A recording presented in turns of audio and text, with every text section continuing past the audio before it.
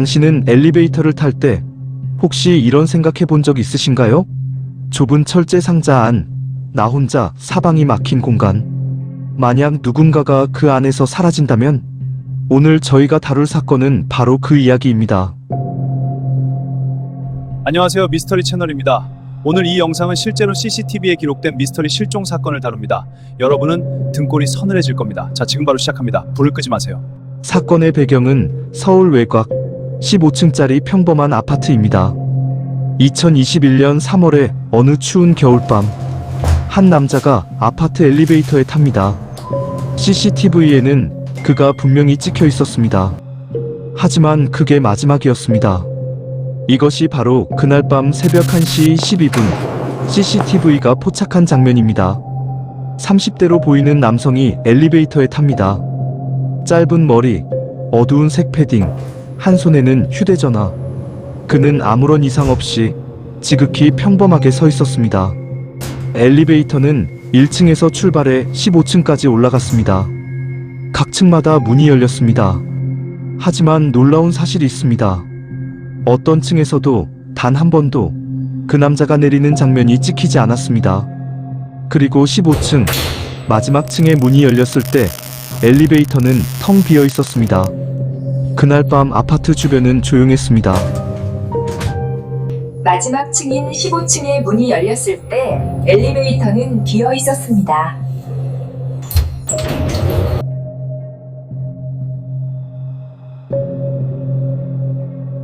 경비원 손 씨의 말에 따르면 새벽 1시쯤 평소와 다름없이 모든 출입구를 확인했다고 합니다. 비상계단, 주차장, 옥상 출입구 모두 잠겨 있었습니다. 그 남자가 들어간 것은 확실합니다. 하지만 나간 흔적은 없었습니다. CCTV를 면밀히 분석한 결과 그 남자는 1층 로비 CCTV에도 잡혔습니다. 오전 1시 9분 정문으로 들어옵니다. 걸음걸이는 느리지만 자연스럽습니다. 특별히 서두르지도 두리번거리지도 않습니다. 그는 엘리베이터 앞에서 잠시 멈췄습니다. 3분, 정확히 3분간, 새벽 1시 12분, 엘리베이터 문이 열립니다. 그가 탑니다. 버튼을 누릅니다. 어느 층인지는 CCTV 각도상 확인이 불가능했습니다. 문이 닫힙니다. 엘리베이터는 올라가기 시작합니다. 이것이 그가 카메라에 마지막으로 포착된 모습입니다. 2층, 문이 열립니다. 아무도 없습니다. 3층, 문이 열립니다. 복도에 아무도 없습니다. 4층, 문이 열립니다. 텅 빈 복도만 보입니다. 5층, 또 열립니다. 또 비어 있습니다. 엘리베이터 내부에는 그가 없습니다. 하지만 그는 어디로 갔을까요? 11층, 12층, 13층, 14층, 그리고 마지막 15층. 문이 열립니다. 엘리베이터 안은 완전히 비어 있었습니다. 그 남자는 흔적도 없이 사라졌습니다.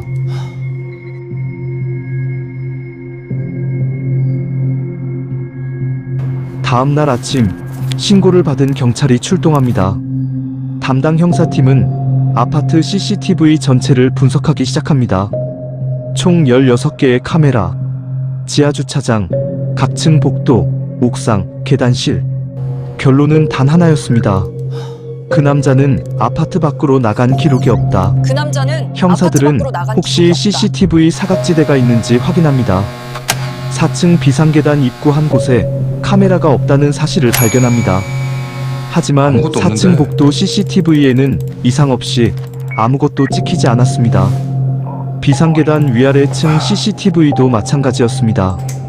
만약 4층에서 내렸다면 반드시 어딘가에 찍혀야 합니다. 국과수팀이 엘리베이터 내부를 정밀 감식합니다.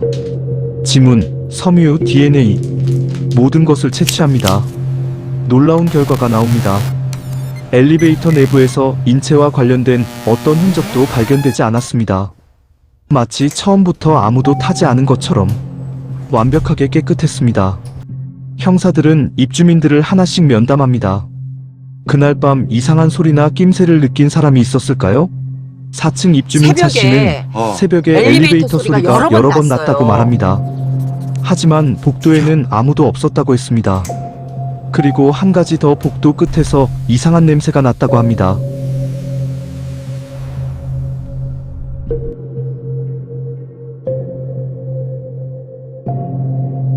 전문가들이 제시한 첫 번째 가설입니다.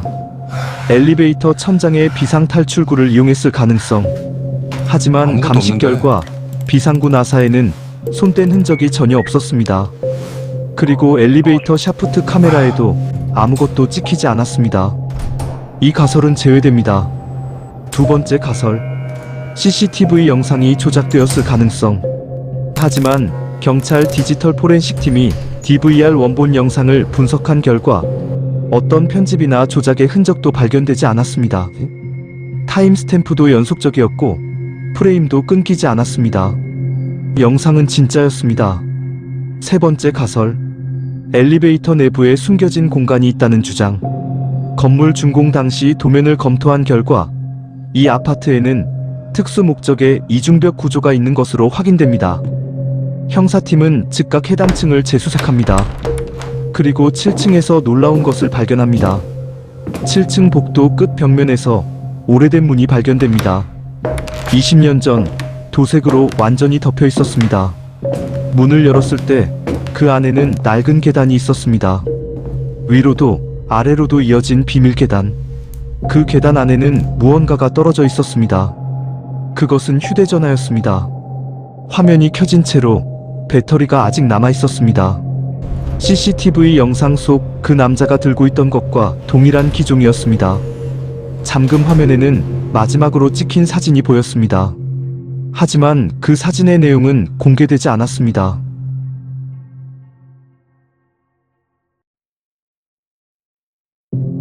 팀장님, 여기서 잠깐. 여기 이 부분 보세요. 이 이거 사건을 그 조사하던 사건이랑 경찰은 이제 가장 충격적인 사실과 마주합니다.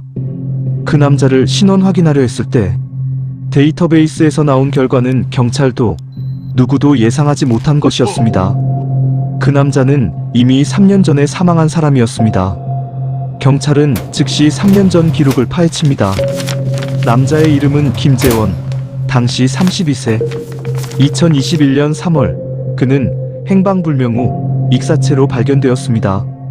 발견 장소는 아파트에서 3km 떨어진 한강. 공식 사인 익사. 사건 종결. 그렇다면 이 사람은 누구인가?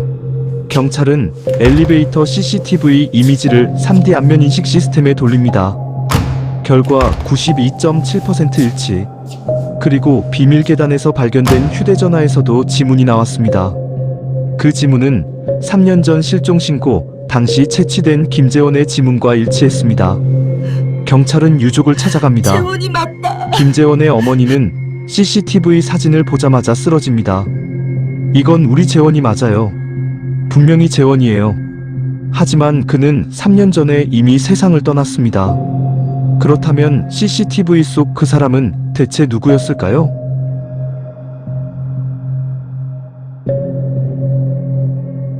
우리는 3년 전으로 돌아가야 합니다.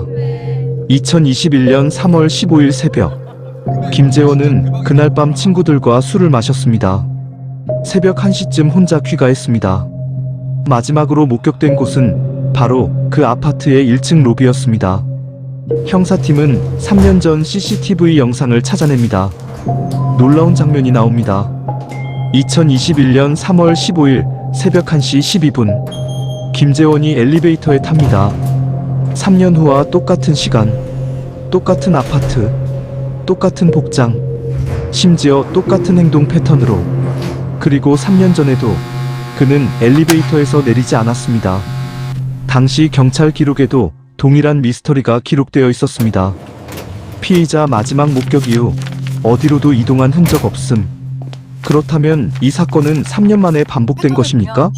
아니면 처음부터 한 번도 끝나지 않은 사건인 것입니까? 우리는 범죄 심리학 전문가에게 의견을 구했습니다.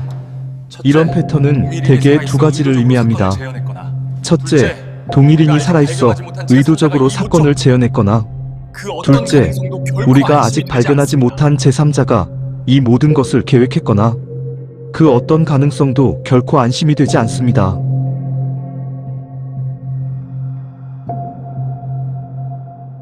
수사팀은 당시 아파트 주민들을 다시 만납니다. 3년 전부터 거주한 입주민 D씨는 놀라운 이야기를 합니다. 그때도 그 남자를 본 것 같았는데 이상하다 싶었어요. 그런데 또 본 거잖아요. 어떻게 그럴 수가 있죠?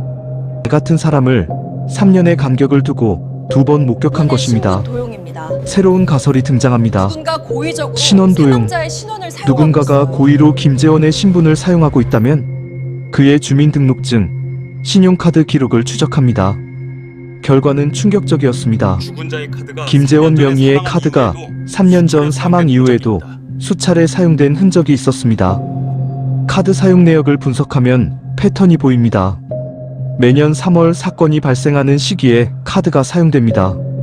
2022년 3월, 2023년 3월, 그리고 이번 2024년 3월. 사용 장소는 모두 그 아파트 근처. CU 편의점, 주유소, 그리고 ATM. 누군가가 매년 이 시기에 이 장소에서 활동하고 있었습니다. ATM CCTV에는 얼굴이 찍혔을까요? 형사팀이 해당 ATM 영상을 확보합니다. 모자를 눌러 쓰고 마스크를 쓴 인물이 찍혀 있습니다. 하지만 체형, 신장, 걸음걸이 분석 결과 이 사람은 김재원과 신체적으로 매우 유사합니다. 그것도 3번이나.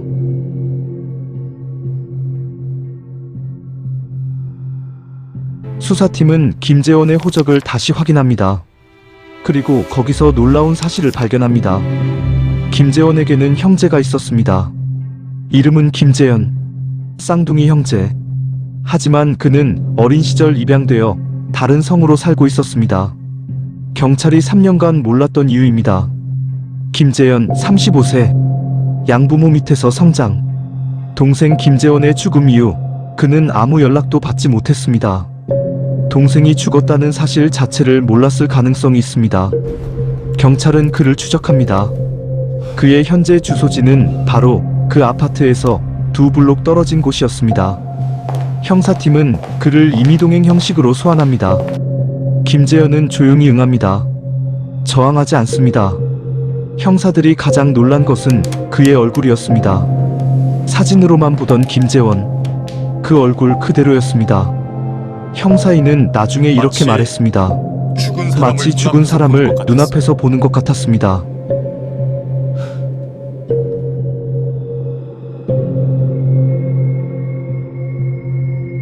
김재현은 변호사를 요구하지 않았습니다. 그는 스스로 말하기 시작했습니다. 저는 동생이 어떻게 죽었는지 알고 싶었습니다. 공식 발표는 익사였지만 저는 믿지 않았습니다. 그래서 직접 조사하러 그 아파트에 간 것입니다. 동생이 마지막으로 살았던 그 아파트에. 그가 엘리베이터에서 사라진 방법을 밝힙니다. 3층에서 내렸습니다. 하지만 CCTV 방향을 계산해 두었습니다. CCTV 사각지대인 3층 복도 구석에서 몸을 숨겼다가 비밀 계단 문을 통해 이동한 것입니다. 그 문의 존재는 동생이 생전에 알려줬습니다. 아파트에 아무도 모르는 통로가 있어라고. 김재현은 자신이 발견한 것을 말합니다.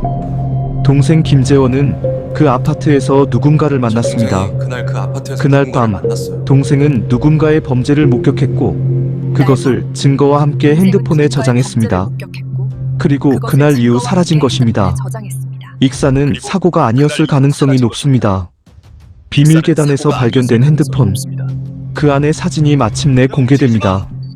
김재원이 3년 전 찍은 것으로 추정되는 그 사진에는 아파트 특정 호수 앞에서 2 남자가 다투는 장면이 찍혀 있었습니다. 한 명은 얼굴이 선명합니다. 그리고 그 인물은 현재 사회 고위직에 있는 인물이었습니다.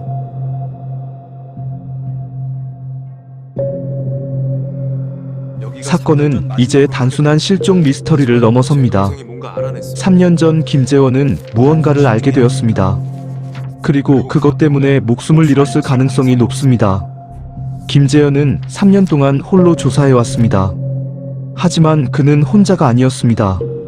그를 돕는 누군가가 있었습니다. 김재현의 진술에 따르면 3년 동안 그에게 정보를 제공한 사람이 있었습니다. 그 아파트 안에 살고 있는 누군가. 자신의 신분을 밝히기를 거부하지만 동생의 죽음이 결코 사고가 아니라는 확신을 가진 사람. 그리고 그 증거를 세상에 알리기 위해 이 기묘한 계획을 함께 세운 것입니다. 모든 것이 계획이었습니다. 경찰의 관심을 이 아파트로 끌기 위해, 그리고 3년 전 사건을 다시 수사하게 만들기 위해 엘리베이터 사라짐 사건은 일부러 만들어진 것이었습니다. 비밀 계단에 핸드폰을 남긴 것도 경찰이 발견하도록 유도하기 위해서였습니다.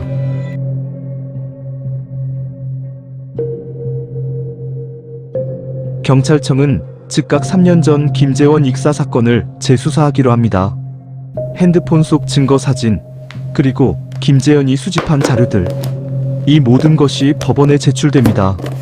사건은 이제 단순 실종이 아닌 범죄 의혹 사건으로 격상됩니다. 그리고 사진 속 인물에 대한 조사가 시작됩니다. 이 사건은 빠르게 뉴스에 퍼집니다. 엘리베이터에서 사라진 남자는 이제 다른 의미를 갖습니다.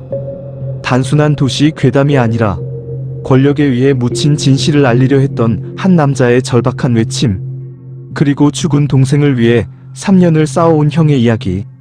김재현은 불법 침입 혐의로 잠시 구금됐지만 이내 석방됩니다.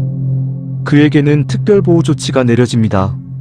만약 동생이 정말 누군가에게 살해된 것이라면 김재현도 위험에 처할 수 있기 때문입니다. 그는 짧은 성명을 발표합니다. 나는 재원이의 목소리가 되고 싶었습니다.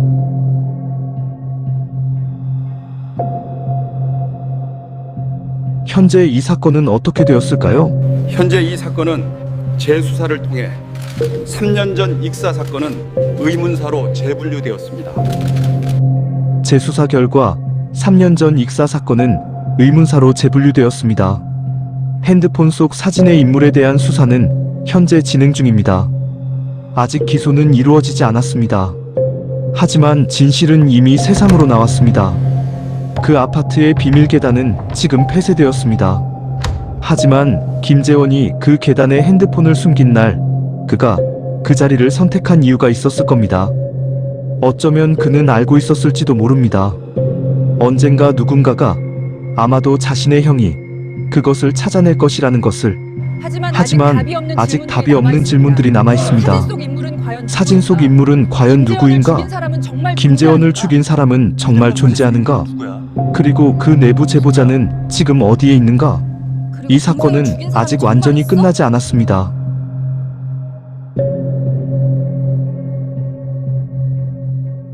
이 사건은 우리에게 하나의 진리를 알려줍니다.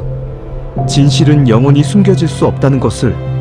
때로는 가장 기이하고 가장 불가해한 방식으로 마치 죽은 자가 엘리베이터에서 다시 나타난 것처럼 진실은 반드시 빛을 찾아 나옵니다. 여러분은 이 사건을 어떻게 생각하시나요? 엘리베이터 미스터리 중 가장 충격적이었던 부분은 무엇인가요? 댓글로 여러분의 생각을 남겨주세요. 그리고 아직 구독하지 않으신 분들, 지금 바로 구독 버튼을 눌러주세요. 다음 편에서는 더 충격적인 사건을 준비하고 있습니다. 다음 편 예고입니다.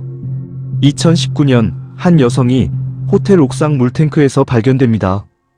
그녀가 거기 들어간 방법은 아직도 밝혀지지 않았습니다. CCTV는 완벽했습니다.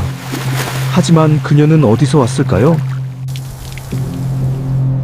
다음 편 물탱크의 여자, 다음 주 공개됩니다. 오늘 영상이 도움이 되셨다면 좋아요와 공유 부탁드립니다. 이 사건의 일부 인물명은 프라이버시 보호를 위해 변경되었습니다. 함께 해주셔서 감사합니다.